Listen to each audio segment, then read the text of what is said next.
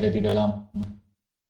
Nah, alhamdulillah, mitra di kesempatan pagi hari ini tentunya masih dipancarluaskan dari 107.7 FM dan juga masih di live-kan di streaming Facebook kami yaitu Radio Jakarta Islamic Center. Mitra yang dirahmati Allah, kita bersyukur pada kesempatan pagi hari ini Allah masih memberikan kita kesempatan, Allah masih memberikan kita waktu untuk senantiasa berbenah menjadi pribadi muslim yang lebih baik lagi, dan tentunya kita bersyukur kepada Allah karena Allah masih senantiasa memberikan kita kesempatan untuk memperbaiki diri, untuk menambah wawasan, untuk menuntut ilmu dan senantiasa beribadah kepadanya.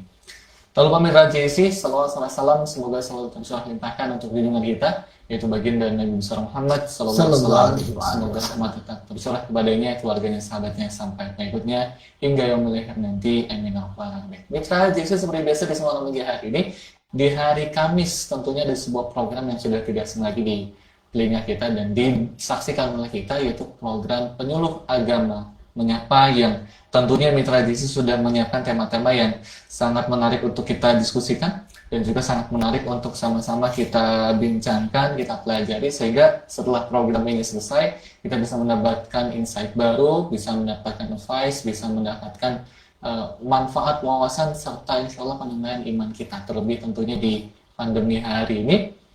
Mitra, banyak sekali kejadian-kejadian, banyak sekali kesabaran-kesabaran yang mungkin harus kita keluarkan karena tentunya kendala-kendala yang terjadi akibat pandemi ya, virus COVID-19 ini. Tentunya alhamdulillah program Pokjaluh ya, Penyuluh Agama Menyapa kembali hadir menyapa Mitra JC dimanapun Anda berada, baik di ruang dengar ataupun untuk Mitra JC yang saat ini menyaksikan kami di 107.7 FM ataupun juga di YouTube Radio Jakarta Islamic Center.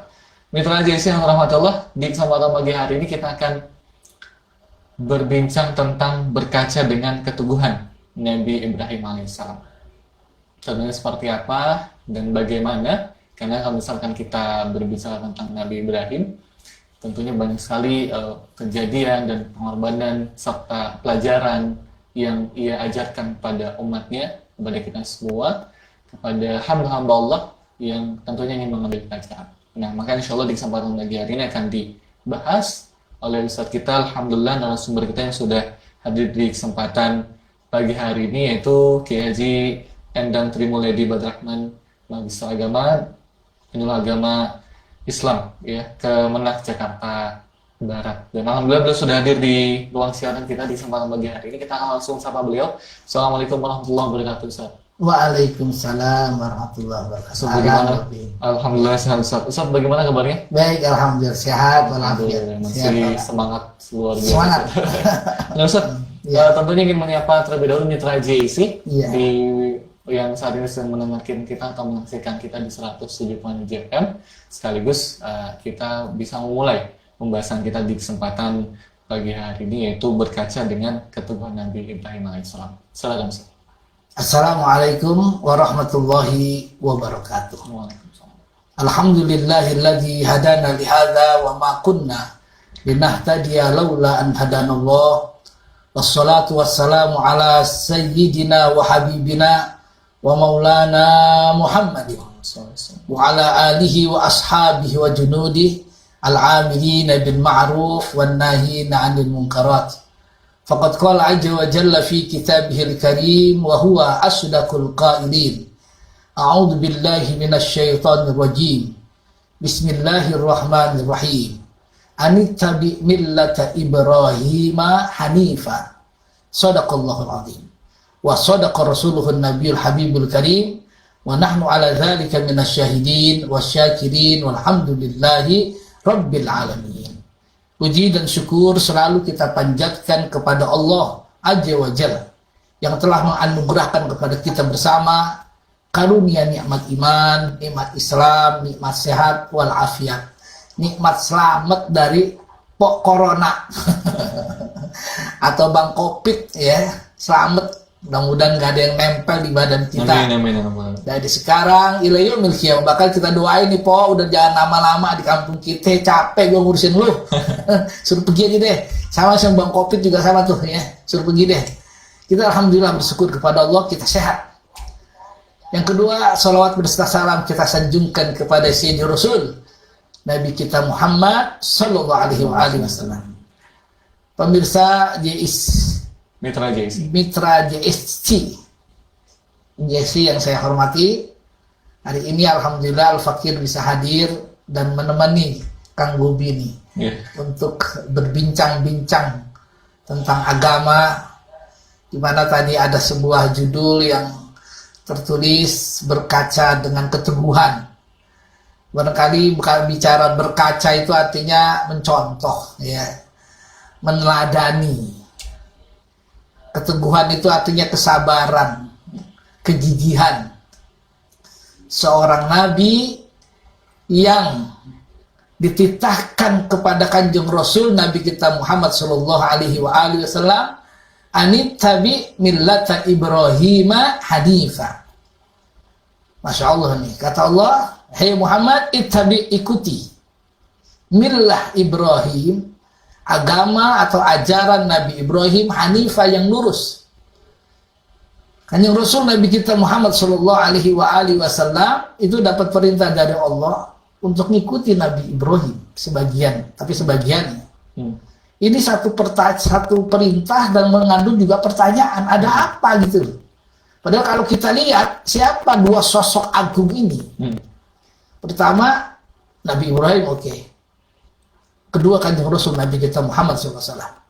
Tapi kalau bicara kapasitas kewajiban dakwah itu Rasulullah jauh lebih besar. Karena kata Allah, wa ma arsalnaka illa rahmatan lil alamin. Aku tidak mengutus engkau ya Rasulullah, ya Muhammad sallallahu alaihi wasallam, illa rahmah, kecuali menjadi rahmatil alamin. Artinya Rasul, Kanjeng Rasul Nabi kita Muhammad sallallahu alaihi wasallam ini dakwahnya untuk seluruh alam semesta. Tidak satu negara, tidak satu wilayah, apalagi tidak satu suku, tidak. Tapi rahmatan lil alamin. Bahasa Al-Qur'annya risaqalain, secara makhluk ada jin dan manusia mengikuti syariat Sayyidi Rasul Muhammad sallallahu alaihi wasallam. Dan seluruh alam pun bagaimana gemetarnya, gimana gegernya saat Rasulullah hadir. Karena yang hadir adalah seorang tokoh yang menjadi rahmat, yang menjadi contoh, yang menjadi panutan buat kita semua. Beliau orang mulia, orangnya besar. Bukan orangnya, maksudnya ajarannya begitu luas. Tetapi kemudian Nabi Muhammad disuruh ikuti Nabi Ibrahim. Padahal Nabi Ibrahim itu oke, beliau agung, tapi ajarannya nggak lebih besar dari Rasulullah. Umatnya pun begitu. Ya, wakil hanya batas bangsa Quraisy misalnya. Maksudnya adalah Bani Israel, kan gitu. Oke, nggak terlalu besar, tapi ada apa, rahasia apa? Nah itu kan, ini barangkali itulah apa namanya, saya memberikan atau kita diberikan judul berkaca. Mari kita mencontoh. Ada orang besar, pengaruhnya, ajarannya, tapi suruh mengikuti secara ajaran yang tidak terlalu besar. Ini ada apa nih? Berarti yang besarnya nanti siapa, kan gitu? Berarti yang besarnya barangkali kedua-dua orang ini adalah orang-orang agung yang saling melengkapi dari sebuah ajaran. Karena Allah Subhanahu wa taala tadi berfirman, ittabi millata Ibrahim hanifa. Pasti ada sejarah agung yang barangkali kita akan kaji mungkin dengan kesempatan yang singkat ini. Mudah-mudahan sedikit banyak kita bisa mengambil sejarah agung itu, ya. Contoh keteguhan, kesabaran, keikhlasan baginda Rasul Nabiullah Ibrahim alaihissalam. Nah, untuk menjawab itu, satu saat Nabi Ibrahim itu ditanya oleh seorang umat, ya Ibrahim, li ayyi syai'in ittakhadaqallahu khalila. Wahai Ibrahim, kenapa sih Allah menjadikan engkau sebagai khalil? Khalil bahasa lain di mana kekasih. Kalau Nabi kita Habibullah, kekasih Allah. Kalau Nabi Ibrahim terkenal dengan Khalilullah, ya. Artinya bahasanya memang beda, tapi maksudnya adalah orang-orang yang dicintai oleh Allah. Pertanyaan mendasar dari seorang umat, ya Ibrahim, kenapa Anda bisa menjadi Khalil? Ada apa ya Ibrahim? Nah, jawaban ini barangkali mudah-mudahan kita bisa berkaca, bisa mencontoh. Amin ya rabbal alamin. Maka yang pertama kata Ibrahim, wahai sahabatku, aku sesungguhnya bisa dijadikan khalil, barangkali ada 3 hal yang bisa aku lakukan, yang itu mungkin Allah menyebabkan ridho. Apa yang pertama? Yang pertama kata Nabiullah Ibrahim alaihissalam, beliau mengatakan dengan ketulusan dan kejujurannya, Yang pertama, taqaddamtu amrullah ala amri ghairi. Beliau secara prinsip, saya selalu dan senantiasa mendahulukan perintah Allah sebelum yang lain. Nah, di sini rahasia pertama, taqaddamtu amrullah ala amri ghairi. Aku dahulukan perintah Allah sebelum yang lainnya, hatta urusan diriku. Ini sejarah mencatat akhi fillah, bagaimana Ibrahim mendahulukan perintah Allah saat mana dakwah beliau yang pertama. Beliau melihat gak tanggung-tanggung ayahnya pembuat berhala. Beliau mencari Tuhan sampai sebuah kesimpulan, inni wajjahtu wajhiya lilladzi fataras samawati wal ardh hanifan muslima wa ma ana minal musyrikin.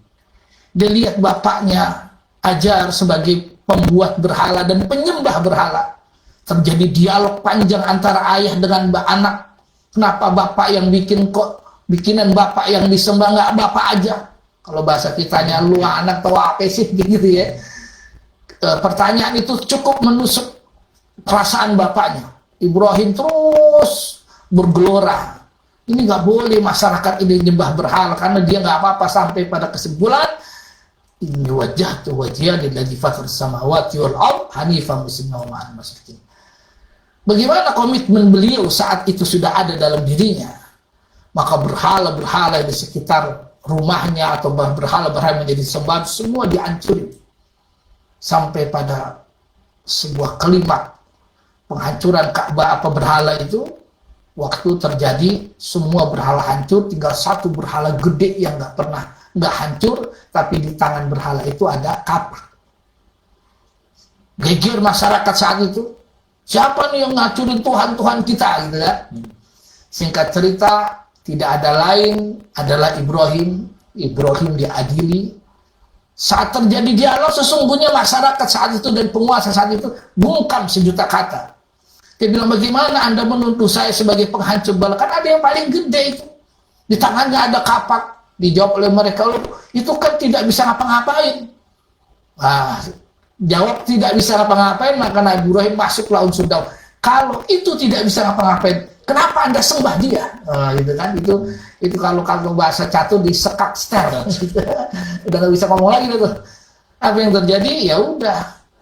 Karena ya namanya penguasa di mana-mana pasti ada diktator ya. Bakar Ibrahim. Demi tauhid la ilaha illallah, sebuah penyampaian dakwah yang maksimal, la ma'buda bihaqqin fil wujud illallah, tidak ada yang berhak disembah di atas dunia ini kecuali Allah. Maka kata la ilaha illallah adalah satu kata puncak keimanan dan ketauhidan. Di sini besarnya Nabi Ibrahim dalam bertauhid, dihancurkan penyembah orang bisa musyrik itu. Tapi karena la ilaha illallah kuat, siap menghadapi berbagai macam resiko dakwah ini. Dibakar dia. Konon ketika Nabi Ibrahim dibakar itu, tidak ada satu pun orang yang bisa mengangkat tubuhnya Nabi Ibrahim ke tungku api yang sudah disiapkan itu. Tidak ada satu pun manusia. Hatta algojo yang besar semua nggak kuat. Tapi namanya anak sama orang tua tetap kalah, bahasa kasarnya gitu ya. Itu orang tuanya yang angkat. Orang tua yang angkat, dilempar, masuklah Ibrahim ke dalam tungku api ya yang cukup besar. Ibrahim masuk. Tapi Allah Subhanahu wa taala Maha Kuasa. Konon pembakaran kurang lebih 40 hari 40 malam, bayangkan itu.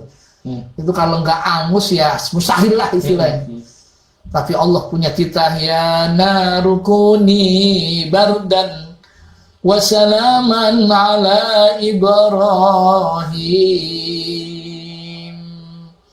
Kata Allah, hai api, kuni, jadilah engkau bardan, dingin, wasalaman, dan menyelamatkan ala Ibrahim, buat kekasihku Ibrahim. Ini hadirin rahimakumullah, pemirsa yang dimuliakan Allah. Subhanallah, dunia terbelalak.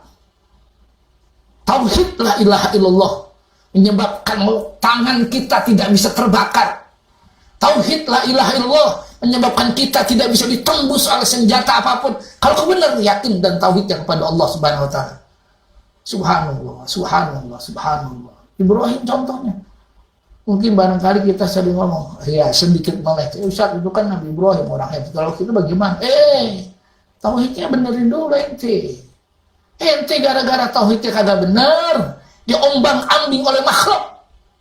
Mohon maaf, kita ini sekarang lagi dikejar-kejar sama si Corona sama Bang Covid. Kalau kita tauhidnya bener, tenang aja. Kenapa takut? Bismillah ya akhi. Dulu apa dia yang mati? Gitu aja. Tauhidnya benar, la ilaha illallah. Orang yang tauhidnya benar tidak akan bisa terkapar oleh manusia jahat, oleh iblis sekalipun. Contoh Ibrahim. Coba contoh Ibrahim. Barangkali ini panjang kalau kita bisa kembangkan ya. Yang tingkat yang kedua, karena ada 3 sebenarnya. Yang kedua kata Nabi Ibrahim, ma ihtamamtu ala ma takaffalani rabbi min rizq. Kata Ibrahim, saya nggak peduli urusan rezeki, karena itu sudah diatur oleh Allah. Artinya apa? Beliau itu orang yang kerjanya, dedikasinya dahsyat, ya. Beliau angkat batu sendiri, beliau tebang pohon sendiri, beliau dakwah keluar masuk kampung tanpa minta bayaran. Beda dengan kiai dan ustadz sekarang wani piro, kan begitu. Ya mohon maaf, walaupun nggak semua maaf, kiai maaf. Al-afu. Ya tapi kan terjadi seperti itu gitu loh ya. Terjadi teman-teman yang ya mohon maaf lah kadang-kadang di infotainment dan lain-lainnya yang dia menyampaikan suara-suara agama, tapi ujung-ujungnya wani piro sampeyan. Itu kan ya naif sekali ya. Kita dakwah ini kata Allah, qul la as'alukum alaihi min ajr. Katakan hai para duat, katakan hai para nabi, katakan hai para kiai, katakan para rasul, la as'alukum alaihi min ajr.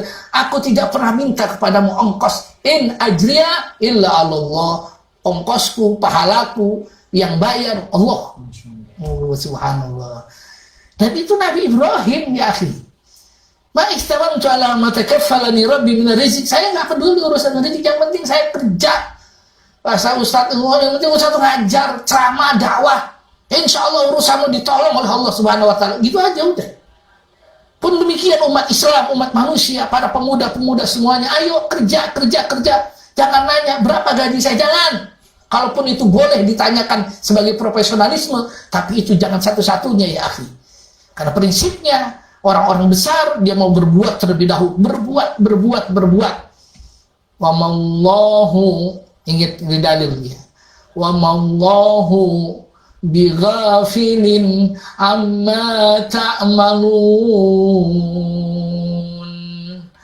Allah nggak pernah lalai, Allah nggak pernah zalim, Allah nggak pernah lupa apa yang kau kerjakan.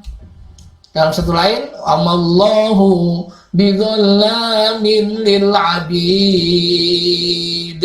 Allah nggak pernah zalim sama hamba-hambanya.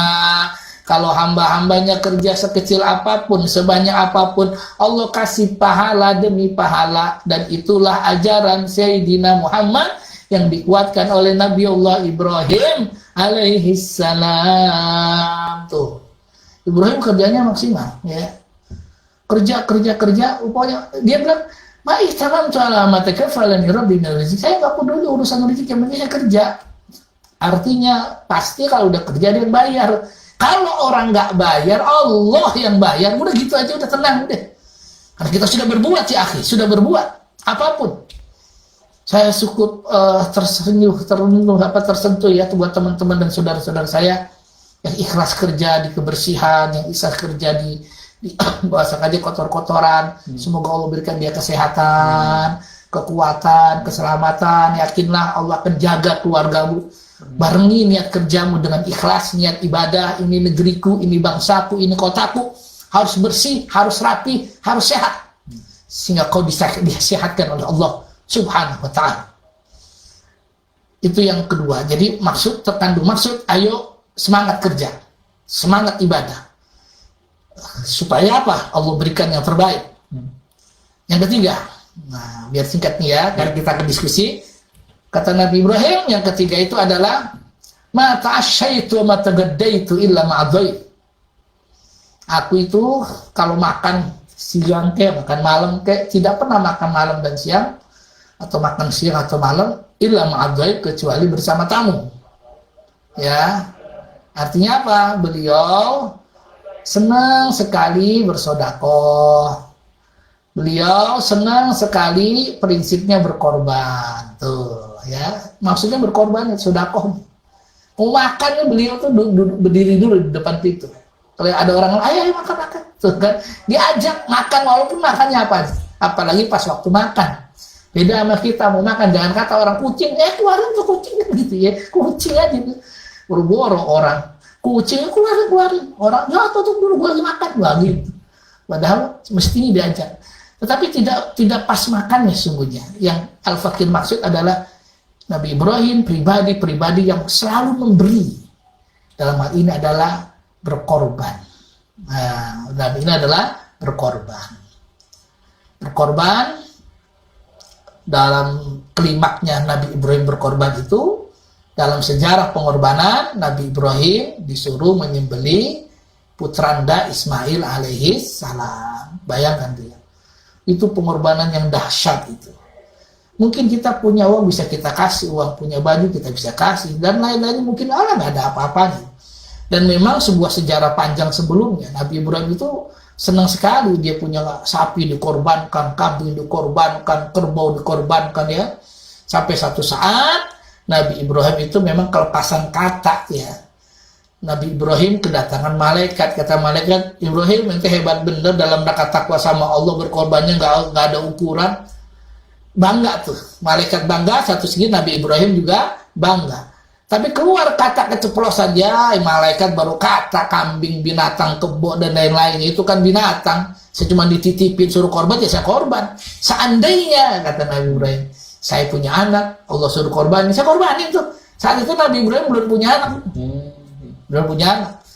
Dan barangkali kata-kata itu juga secara tidak langsung berpikir, alah, apa iya gue bisa punya anak, bini gue mandul kan begitu. Masya Allah, tabarakallah, beriring jalannya waktu, punya anak Ismail, gede, kata Allah, fi binadrik, tunaikan nazarmu. Ya, inni ara fil manam anni azbahuka fanzur madza tara. Beliau dapat wahyu, berdiskusi dengan putranya, aku mimpi nak, saya menyembelih engkau, fanzur madza tara, sebelum melaksanakan perintah ini, bagaimana pendapatmu wahai putraku Ismail? Menyampaikan risalah mimpi ini, aku suruh sembelihmu, nah, bagaimana fanzur madza tara? Bagaimana pendapatmu wahai putraku Ismail? Putranda Ismail orang besar. Beliau penyejuk pandang, pelepas rindu, pelipur lara dan duka dalam keadaan apapun. Orang yang diharapkan kehadirannya dengan cinta dan sayang. Gede. Kalau mabalago ma'hus saya, itu dalam Al-Quran dikatakan, as-saya itu gimana ya? Anak lagi lucu-lucunya baru bisa jalan. Ya taruhlah umur mungkin 5 tahun, 7 tahunan lah ya, bisa masih anak tuh. Kalau kita punya anak kecil kan, yang anak kecil dituntun enak gitu, diajak bercanda, wah enak lah. Lagi senang-senangnya, inni ara fil manam anni azbauka, aku suruh nyembelihmu nak.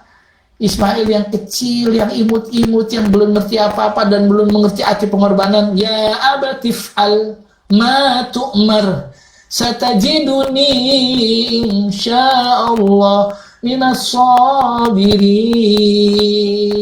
Masya Allah. Ya abatif al mar, wah bapak kerjakan apa yang diperintahkan. Insya Allah Allah akan menjadikan aku dan kau melihat aku sebagai orang yang sabar.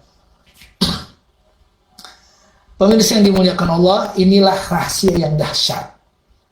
Pengorbanan demi pengorbanan, puncaknya putranya suruh disembelih.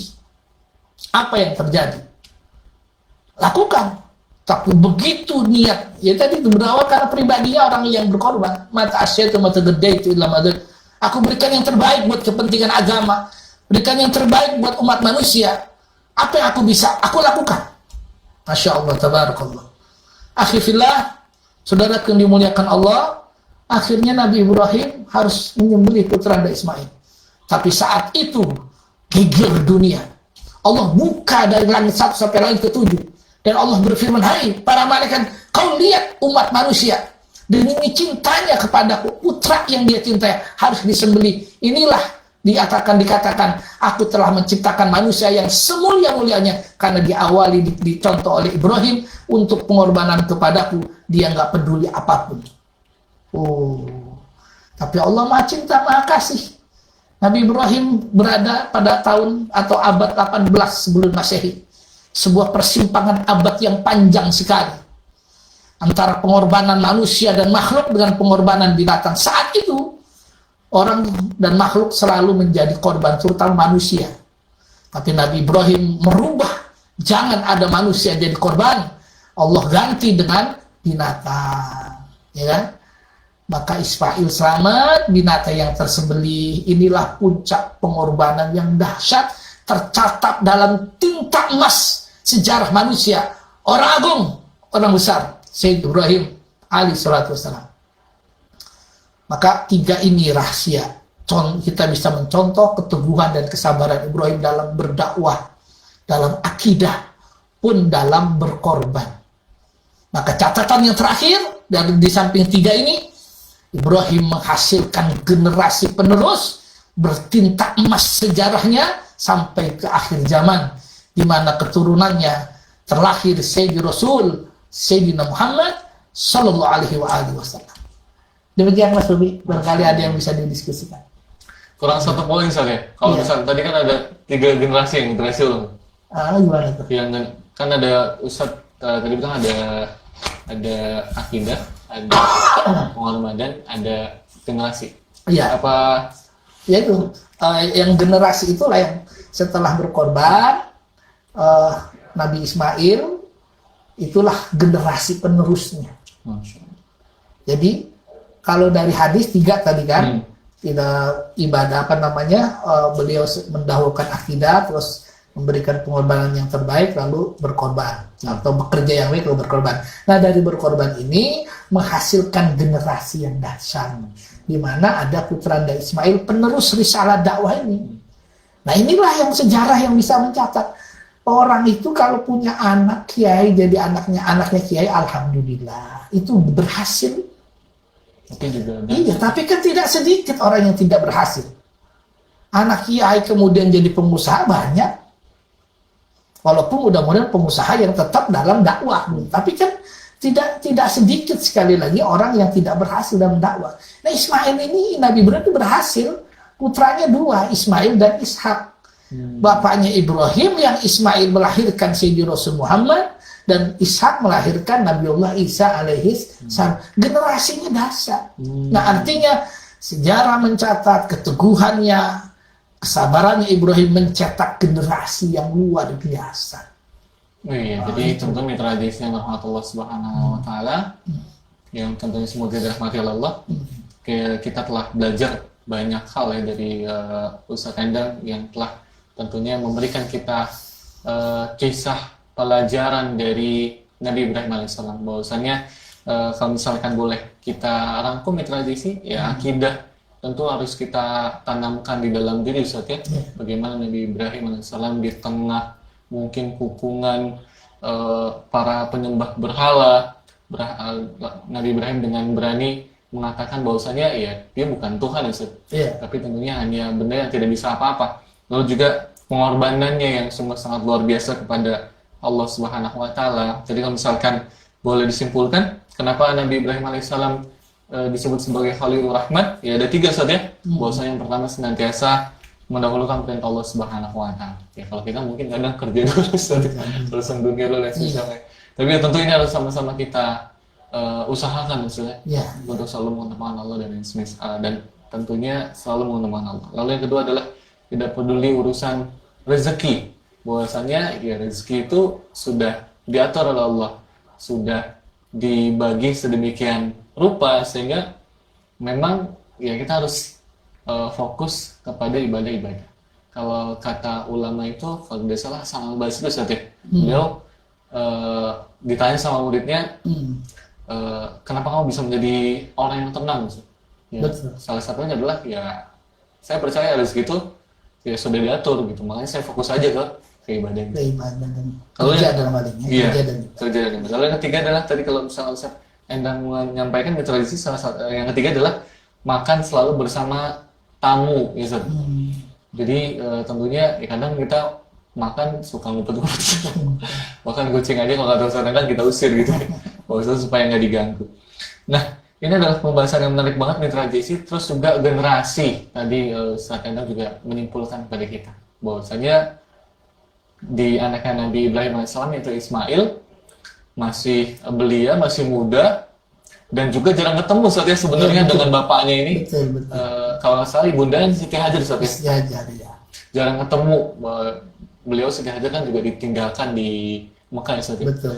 Lalu tiba-tiba ujuk-ujuk datang mimpi gitu nggak lama lalu disembelih. Nah kalau misalkan mungkin anak zaman sekarang gitu Ustaz ya, belum Protes nggak pernah ya. ketemu gitu kan udah diprotes pasti apa gitu Pak gitu. Iya. Nah ini tentunya merupakan pendidikan ya yang diajarkan oleh nabi-nabi kita. Nah, tentunya rahasia-rahasia apa yang tentunya bisa kita buka ya tentu nanti kita akan tanyakan pada Ustaz kita yaitu Ustaz Endang. Dan Ustaz, kalau misalkan di kondisi pandemi seperti hari ini Ustaz, kan Iya. kita juga berkaca tentang masalah-masalah yang pada hari ini terjadi seperti virus COVID-19, lalu corona yang belum juga pergi gitu kan. Nah bagaimana sih kita bisa mengambil pelajaran kesabaran dari Nabi Ibrahim AS di dalam masalah yang sedang kita hadapi seperti hari ini? Karena kan di kondisi pandemi hari ini, kalau misalkan akidahnya seperti tadi saatnya maksudnya masih belum lurus, ya dia nggak bisa jual, ya dia jual mana-mana bisa jual diri gitu misalnya, jual sesuatu yang haram, Betul. mencuri dan semisalnya. Alhamdulillah. Terlebih di kondisi seperti hari ini ekonomi juga semakin lesu gitu kan. Ya, Bahkan ya. ya banyak sekali yang terjadi. Nah, ini bagaimana saat kita bisa mengambil pelajaran dari Nabi Ibrahim alaihissalam di tengah kondisi pandemi seperti hari ini? Iya, mitra GSI yang saya hormati, memang kondisi ini memang global ya, mendunia. Ya, barangkali ketika kita bisa mencontoh, menteladani, keteguhan itu berarti kesabaran. Ya Bismillah ya akhir. Ya kalau kita barangkali naudzubillah di seberang sana masih ada orang yang berkatakan ini jangan-jangan konspirasi segala macam. Apa ya sih konspirasi kok sedunia kan gitu loh. Bukan di negeri aja ya sudah, bukan di negeri kita aja ya sudah. Lalu bagaimana? Bismillah. Ya tadi itu kuatkan akidah kita. Bahwa di sini musibah yang sudah ditentukan oleh Allah. Jangan kurang ibadah. Saya bersyukur kepada Allah, pemerintah kita sudah melonggarkan kembali untuk ibadah-ibadah di masjid dan mushola. Alhamdulillah. Ya memang seandainya kita terhalangi masuk masjid dan mushola, ini sebuah pintu mendatangkan bala dan musibah. Walaupun kita bersyukur udah lewat masa itu, kita silakan. Artinya ayo akidahnya benerin kembali kepada Allah. Lalu ikhtiar manusianya yang tadi itu ma ihtamamtu ala ma takaffalani rabbi min rizq. Jangan takut urusan rezeki, Allah udah tanggung ya akhi, udah dijamin oleh Allah. Kalau memang kita ada yang di rumah, ada yang kerja di rumah, jangan diem gelenggam ayam, jangan. Di rumah ketika bisa kerja, di samping kerja kita bisa sholat, bisa ibadah, bisa zikir. Tambahin kerja dan zikirnya ya akhi. Nanti kita tetap aja urusan nanti gerakan itu dibalas ya. Coba suatu saat saya di Rasul Muhammad Shallallahu Alaihi Wasallam itu pernah mendatangkan seorang sahabat. Ya Rasul, enak ya orang-orang kaya. Kenapa enak kata Nabi? Ya dia bisa sodako dengan duitnya, dia bisa pergi kemana-mana dengan uangnya, dia bisa korban dengan uangnya. Waktu kita bagaimana kita orang miskin? Karena enggak, kullu mifsal. Setiap gerakan tubuh dan setiap sendi seorang muslim sodako. Makan dalam sebuah hadis yang masyhur, tabassumuka fi wajhi ahika laka sodako. Kau senyum kepada orang lain, saudaramu itu sodakomu. Artinya sodako itu apa? Memberikan yang terbaik dalam hal kerjakah itu, zikirkah itu, ibadahkah itu, semua jadi potensi sedekah kita. Nah, sedekah itu menjaa bil hasanah falahu asyru amsalihah. Siapa yang melakukan kebaikan, dia akan dapat 10 kebaikan balasan ila sab'ati mi'ati dhifin, sampai 700 kali lipat. Itu orang sedekah. Dibalas oleh Allah minimal 10 sampai 700 kali lipat. Sedekah itu bertamu karyamu dalam sholat, zikir dan kerja. Menghadapi pandemi ini, ya udah itu kita kerjakan, maksimalkan ya. Jangan terkungkung di rumah kalau memang kecuali di luar memang ada kerjaan lain soal ya. Tapi di rumah jangan diem. Kalau ada di luar kerjakan. Nah, di samping itu ikuti protokol yang memang secara ikhtiar manusiawi boleh. Misalnya kita kemana pakai masker, silakan ya.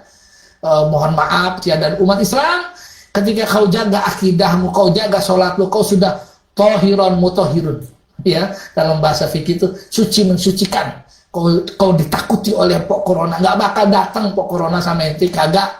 Corona tuh kagak demen sama orang bersih ya, dia demen sama orang kotor, sama orang yang mohon maaf nggak ibadah ya.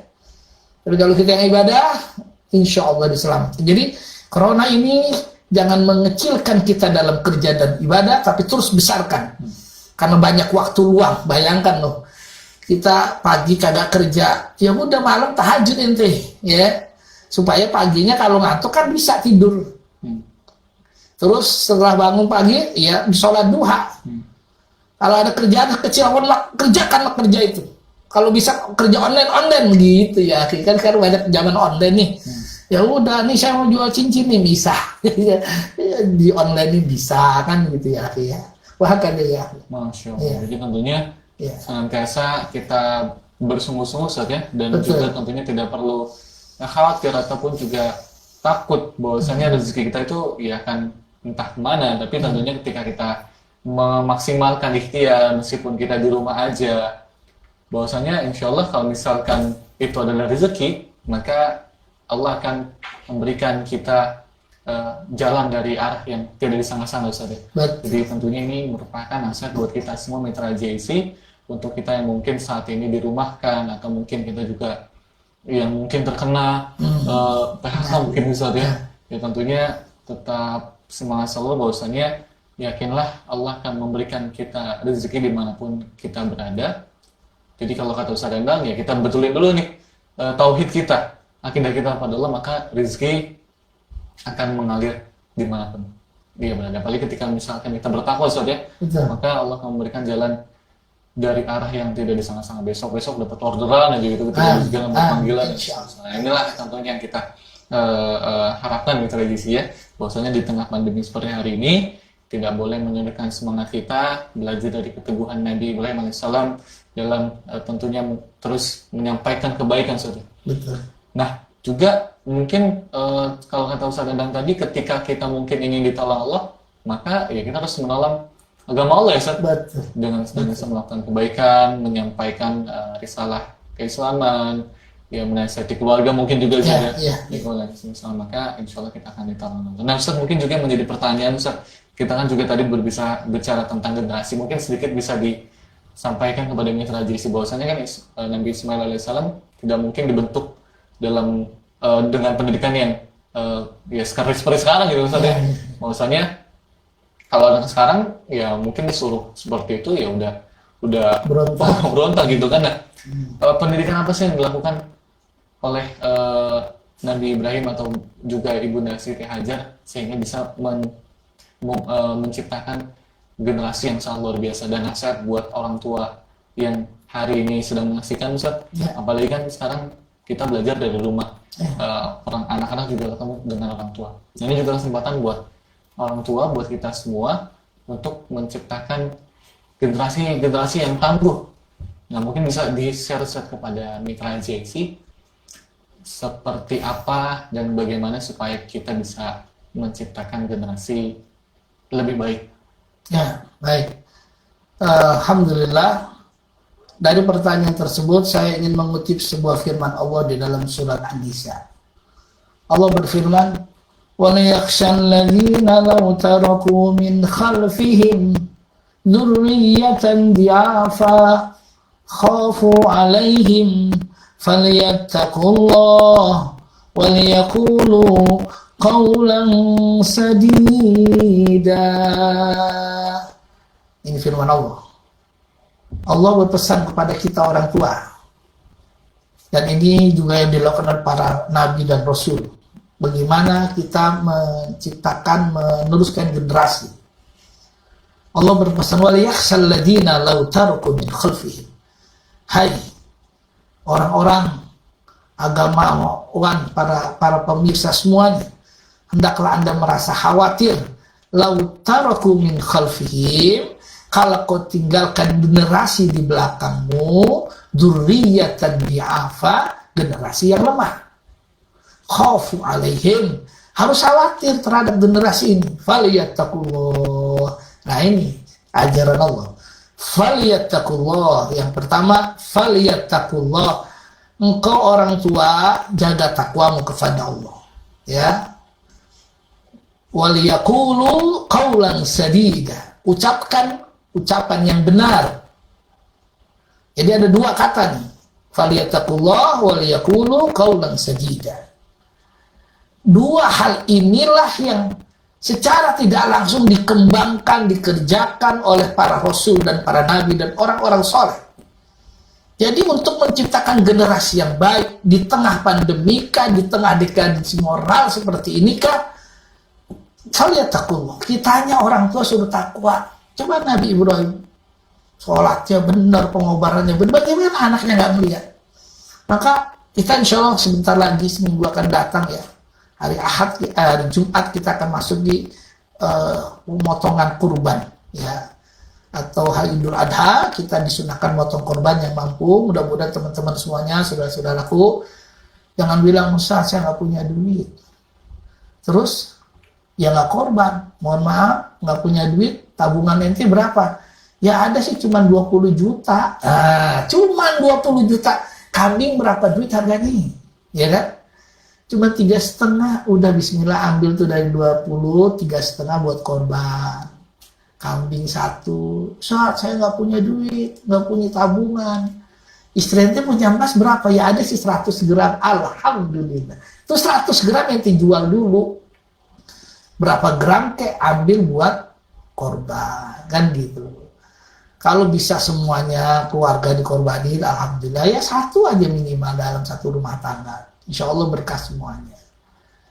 Nah, artinya apa? Ketika kita korban, itu supaya anak kita ngikutin contoh baik kita, itu waktu menyembelih. Kalaupun kita nggak bisa menyembelih, menyuruh orang, anak kita diajak, istri diajak, nah anak sini, nah ayo kita lihat ke masjid, bapak korban, itu korban bapak. Tuh, ya. Anaknya ngeliat, Masya Allah, bapak menyembelih kambing. Itu pendidikan dasar, contoh. Setelah takwa, ajak anak. Nabi Ibrahim itu nggak ujug-ujug Ismail mau begitu aja, enggak. Sebelumnya Nabi Ismail ngelihat bagaimana Ibrahim itu mengorbankan sapi, kambing banyak. Tuh, baru Ismail bilang, yes, nggak apa-apa, silakan. Lalu waliyaqulu qawlan sadida. Setelah takwanya benar dan takwa itu ditransfer ke anak dengan dicontohkan. Kita nggak apa-apa kalau mau sholat, mohon maaf, misalnya sholat sunnah di rumah, sholat wajib di masjid. Nah ketika di rumah, biar anak-anak kita tahu, punya musolah yang kelihatan di rumah, sama anak jalan. Ya, oh bapaknya lagi sholat, oh bapaknya lagi zikir. Itu dengan sendirinya, satu saat anak kita akan mencontoh kita. Ini bukan kata siapa, saya satu saat pernah berdialog dengan seseorang, orang tuanya kaya, dan anaknya alhamdulillah mewaris kekayaan itu. Tapi apa kata anaknya? Ustaz, Masya Allah, saya kalau mengenang ayah dan ibu saya sedih. Saya ini termasuk anak pulang ajar, dia bilang. Kenapa emang? Dulu waktu bapak ada, ibu bapak ada, saya ini nggak sholat, males gitu. Tapi Masya Allah, saya lihat bapak saya malam bangun, pagi sholat, dikir segala macam. Setelah beliau nggak ada, saya baru yang kebayang bagaimana bapak sedang takbir, bagaimana bapak sedang dikir, bagaimana bapak sedang sodakoh. Makanya saya alhamdulillah sekarang bisa sholat, bisa ngerti. walaupun dulu saya tidak. Artinya hidayah itu memang tidak ujuk-ujuk ya akhi. Datang langsung enggak. Jangankan kita. Ya, Nabi sendiri dalam dakwah kan innaka latahdi man ahbabta. Kau tidak bisa memberikan petunjuk hatta kepada orang yang kau cintai, tidak, hidayah dari Allah, tapi kau berikan contoh yang terbaik. Maka kata Allah yang kedua, yang samping takwa, wal yaqulu qaulan sadida, ucapin ucapan yang benar, artinya kasih contoh yang baik. Yang kedua, qaulan sadida, dikasih pendidikan yang baik. Kalau kita memang nggak bisa ngajar, ya kasih orang lain suruh ngajar. Insya Allah semuanya berkah. Ya, wallahu a'lam. Iya, mitra jadi sumber Allah Subhanahu wa taala. Tentunya jadi ketika kita menginginkan generasi yang terbaik, maka kita juga harus mencontohkan Ustaz ya. Iya, Jadi orang tuanya nyontohin. harus nyontohin ya. Orangnya Harus nyontohin, harus ya bimbing ya, jangan sampai nyuratkan sholat orang tua nonton TV. nggak sholat, iya, betul. Nah ini menjadi PR juga buat kita semua mitra. Jadi ketika kita belajar dan berkaca kepada Nabi Ibrahim alaihissalam atas keteguhan dan kesabaran serta pendidikan yang ia lakukan pada anaknya, tentunya ini bisa menjadi pelajaran buat kita semua mitra. Apalagi ketika kita sedang di rumah aja, ya sedang dirumahkan mungkin, lalu juga anak-anak belajar dari jarak jauh, dari online, maka ini bisa menjadi solusi agar kita bisa dekat dengan anak, agar kita bisa berinteraksi dengan anak dan menanamkan tauhid dan akidah pada anak-anak. Nah, Ustaz, tentunya kita sudah berada di akhir sesi pertemuan kita di dalam program Penyuluhan Menyapa. Inti atau closing statement dari perjumpaan kita di kesempatan pagi hari ini dari tema kita tentang berkaca atas keteguhan Nabi Ibrahim alaihissalam. Seperti apa Ustaz yang tentunya ingin disampaikan kepada mitra JXC? Ikhwani fillah, mari kita mencontoh, berkaca dan menteladani. Jangankan kita, Nabi Muhammad suruh mengikuti Nabi Ibrahim. Ternyata dalam hal ini di masa sekarang yang harus kita kuatkan, benerin ibadah kita, inilah akidah, benerin takwa kita. Insya Allah, Allah berikan yang terbaik. Negeri ini akan diselamatkan kalau imanmu, takwamu, ibadahmu benar. Insya Allah. Pasti selamat. Berikan contoh yang terbaik dari kita. Biar anak-anak kita juga melakukan yang terbaik. Tanamkan, kalau kita hari ini belum dapat, biarin, karena kita sedang menanam. Karena tanaman yang ditanam dengan seikhlas-ikhlasnya, dia akan tumbuh berkembang. Laksana pohon yang kuat akarnya, menembus, menghujam ke dalam tanah, dan dahannya menggapai langit Allah. Buahnya terasa kenikmatannya untuk umat dan bangsa. Negeri ini butuh orang yang muttaqin. Negeri ini butuh orang yang ibadahnya benar, tapi punya semangat kerja dan loyalitas yang baik buat bangsanya. Negeri ini butuh generasi pendobrak keimanan, keislaman, dan ketakwaan, biar kita semua selamat dunia dan akhirat. Jangan terkungkung dengan penyakit, dengan bala. Keluar, lawan tuh bala dengan ketakwaan. Pasti kita akan selamat. Wah, kadaya. Langsung kita tuh. Ya, Ustaz. Baik, tentunya terima kasih mitra Jason Rahmatullah Subhanahu wa taala sudah hadir di kesempatan pagi hari ini dalam program Penyuluhan Menyapa. Tentunya mitra yang dirahmati Allah, semoga apa yang kita bincangkan di kesempatan pagi hari ini bermanfaat buat kita semua dan memberikan kita keberkahan serta rahmat Allah Subhanahu wa taala. Dan yang paling penting adalah mitra JC, setelah apa yang disampaikan, memang sepatutnya kita terapkan perlahan-lahan Ustaz ya. Meskipun nggak bisa kencang-kencang, ya boleh kita perlahan-lahan dengan senantiasa meningkatkan keimanan kita pada Allah Subhanahu wa taala. Ustaz, kita sudah berada di akhir sesi. Terima kasih banyak Ustaz sudah hadir di kesempatan pagi hari ini bersama kami di Radio Cahaya Islamic Center. Semoga apa yang disampaikan tentunya membawa keberkahan bagi Ustaz dan keluarga dan tentunya buat kita semua. Akhir kata mitra JC, kami pamit undur diri. Jangan lupa untuk senantiasa stay tune di program Penyuluhan Agama Menyapa setiap hari Kamis pukul 10 sampai dengan selesai. Dan untuk mitra JC yang ketinggalan tayangan kami, mitra JC bisa langsung like, subscribe, dan komentar di channel YouTube kami, yaitu di Jakarta Islamic Center. Dan juga nanti Mitra JC bisa langsung melihat siaran ulang kami live di media sosial, yaitu di Facebook dan Instagram dengan kata kunci yaitu Radio Jakarta Islamic Center. Mitra JC, terima kasih. Akhirnya wabillahi taufiq wal hidayah. Wassalamualaikum warahmatullahi wabarakatuh. Waalaikumsalam warahmatullahi wabarakatuh.